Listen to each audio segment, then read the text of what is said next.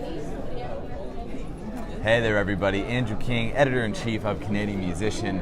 Once again, we are here at CMW 2018. This is our last CMLive session for the day, capping it off in style. Singer-songwriter, guitar player, and just general great artist, self-promoter, Sophia Radisch. Hi, I want to thank you so much, Andrew, for this opportunity, and your support means the world to me. Oh, of course. Yeah. It's been a total pleasure. Sophia's been making the rounds here at CMW, as I say, pushing the project, keeping the hustle going, and so yeah, we thought we'd cap it off with someone leading by example.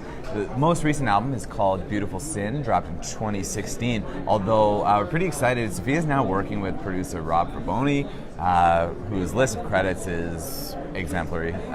Rolling Stone, but it's icons. Rolling Stones, Bonnie Raitt, Eric Clapton, Joe Cocker, the band. I could go on and on and on. Last Waltz, he worked on that. Unreal. So cooking some new stuff for the next LP. Maybe that's the best place to start here. Is like, what stage are we at with new music and the collab with Rob? Yeah, thank you so much for asking. I'm currently in pre-production with Rob Fraboni, and he inspired me to start a Toronto band, my Canadian band, and for studio purposes as well as touring, and I can't wait to get to continue this project. And I've been writing so much. I've been writing increasingly more and more, and just coming from my soul, and I'm just thrilled with this opportunity that I have with Rob, and it's going really well. And this year is going to be a really hustling year where I'm going to be in the studio and working nonstop, and I'm going to have some really amazing music for you guys for 2019, and I can't wait. I can't wait. So we're pretty stoked too. Yeah. 2019 early happy? Yes. Yeah. Okay. Oh yeah. The timeline. Tell us about that new Toronto band. You've got some shows coming up throughout the summer. You can let people know about. Okay. But I think of the three that we talked about, one of them was solo, but two with the full band. Oh yeah. What was the process like putting together musicians, finding people that vibed well and are ultimately going to help you realize your vision from the stage? Wow, that's a good question. Since I'm very well connected in the Toronto scene, it was actually quite easy for me to find these players, these amazing players, and it was an amazing process. It's always an amazing process to form bands, and I've had experience forming bands in Las Vegas and LA, and it just seems to be, it's not luck, but it's just destiny. I think it's just the universe, and I'm very fortunate and thrilled that I haven't had to go through many musicians in and out like that. So it's been amazing. It's been really good, and I have shows coming up. So June 21st at the Boat in Kensington Market with the band, and I'm really excited and thrilled. And June 22nd at the Rock Pile, and I'm opening for some tribute bands, a Pink Floyd band and a Rush tribute band as well. It's going to be really exciting. And and May 19th I'm going to be opening for Michael White and the White solo acoustic set, and that's going to be amazing. He has the longest running Led Zeppelin tribute band in Canada, and he's worked with Robert Plant and all that. So it's really exciting, and I have so many more gigs that I'll be posting on Facebook and on all social media. Which is very active, very prolific. Encourage you to check out the channels. So I want to talk to you a little bit about some of the inroads that you've made in Vegas and LA. But first, 19 years old, a total whirlwind. And what's even more surprising than that is that you've been, I guess, working towards this career since you were 12? Yes. Yeah, I'd say professionally since the age of 12. And professionally since the age of 12. Yeah, so that was my question, is that I would love to hear like the mindset of a 12-year-old that says, this is what I'm going to do with my life, and just the progress that you made, the things that you've been working on since then. Well, it's really, it really is 10 years in the making. Nothing really is overnight. It's usually 10 years in the making. And for me, I've been on stage my whole life, and it's just something that I've always been, it's always been my passion, is to be on stage. And I felt the most open, and it's a thrill to be on stage. I kind of just pop popped out into the world like, hey, I'm not meant for the stage. I'm meant to be a rocker.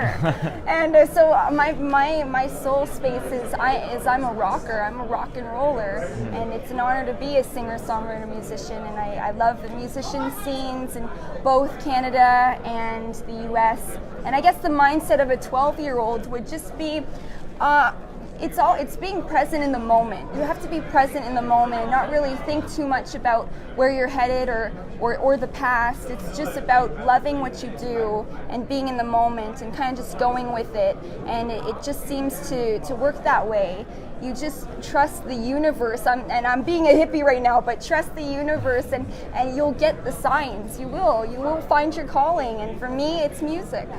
Well, they say you have to be good to be lucky, you have to be lucky to be good. So, yeah, I mean, we can credit the universe and divine intervention or whatever else you want to call it, but at the bottom line is you are a hard worker.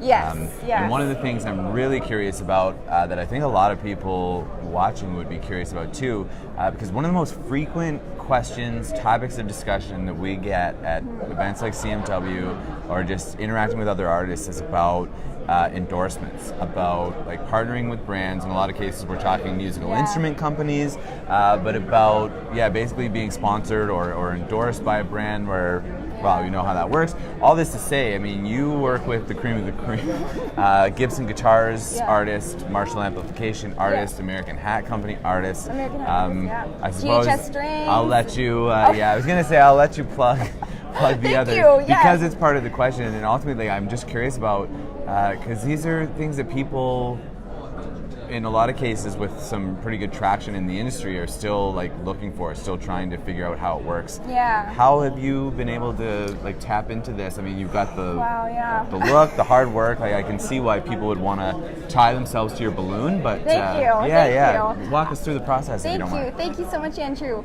I would say I had to, so since my last album, Beautiful Sin, came out, and I had the privilege to work with Glen, formerly of Megadeth, and his brother Shawn, and they're both session musicians on the album. After that album came out, I really started to perform more and more and more, getting out there and not in the studio, so more performance and making these connections with these endorsement companies. And really what happened was they like what they saw, they like what they see, and I was able to connect with them because of the online promotions and my image online and everything I do.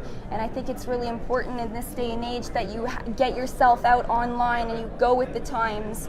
And it's, but at the same time, I've been able to do this in the old school way by just getting out on the road, just me and my mom, basically getting out on the road and really just doing it the old school rock and roll way. And I've had a lot of ups and downs with that, and like mostly ups, of course, but it's a lot of hard work and really making these connections. You have to find yourself and know who you are, know who your audience is, and things will happen.